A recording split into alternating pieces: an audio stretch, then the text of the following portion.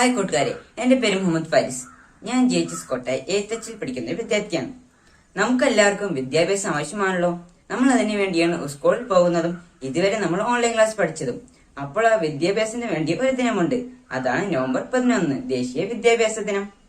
എന്നാൽ നമുക്ക് ആ ദിനത്തോടനുബന്ധിച്ച് ഒരു കൊച്ചു പ്രസംഗം അവതരിപ്പിക്കണ്ടേ? എന്നാൽ നമുക്ക് വീട്ടിലേക്ക് കിടക്കാം.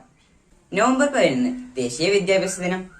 എല്ലാ വർഷവും ദേശീയ വിദ്യാഭ്യാസ ദിനം അല്ലെങ്കിൽ രാഷ്ട്രീയ ശിക്ഷാ ദിവസ് ആയി ആചരിക്കുന്നത് നവംബർ 11-നാണ്. സ്വതന്ത്ര ഇന്ത്യയിലെ ആദ്യ വിദ്യാഭ്യാസ മന്ത്രിയായിരുന്ന മൗലാന അബ്ദുൽ കലാം ആസാദിന്റെ ജന്മവാർഷികമാണ് ദേശീയ വിദ്യാഭ്യാസ ദിനമായി നാം ആചരിക്കുന്നത്.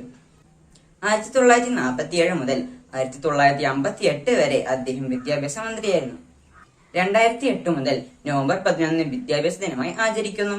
വിദ്യാഭ്യാസം, ദേശീയ വികസനം, സ്ഥാപന വികസനം എന്നീ മേഖലകളിൽ അബ്ദുൽ കലാം ആസാദിന്റെ സംഭാവന വലുതായിരുന്നു.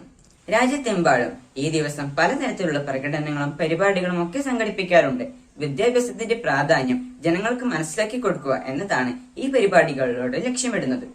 വിദ്യാഭ്യാസത്തിലേക്ക് കൂടുതൽ പേരെ ആകർഷിക്കാൻ ഇത് വഴിയൊരുക്കും.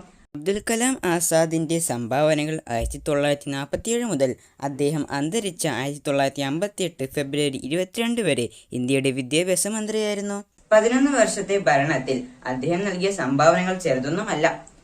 സാഹിത്യത്തെയും ഫൈൻ ആർട്സിനെയും പ്രോത്സാഹിപ്പിച്ച് അദ്ദേഹത്തിന്റെ കാലഘട്ടത്തിൽ പ്രധാനപ്പെട്ട ചില കമ്മീഷനുകൾ രൂപീകരിക്കപ്പെട്ടു. UGC, AICTC, Kharagpur institute of higher education, university education commission, secondary education commission തുടങ്ങിയവ സ്ഥാപിതമായി. സംഗീത നാടക അക്കാദമി, സാഹിത്യ അക്കാദമി, ലളിതകലാ അക്കാദമി തുടങ്ങിയവ അദ്ദേഹം സ്ഥാപിച്ചു.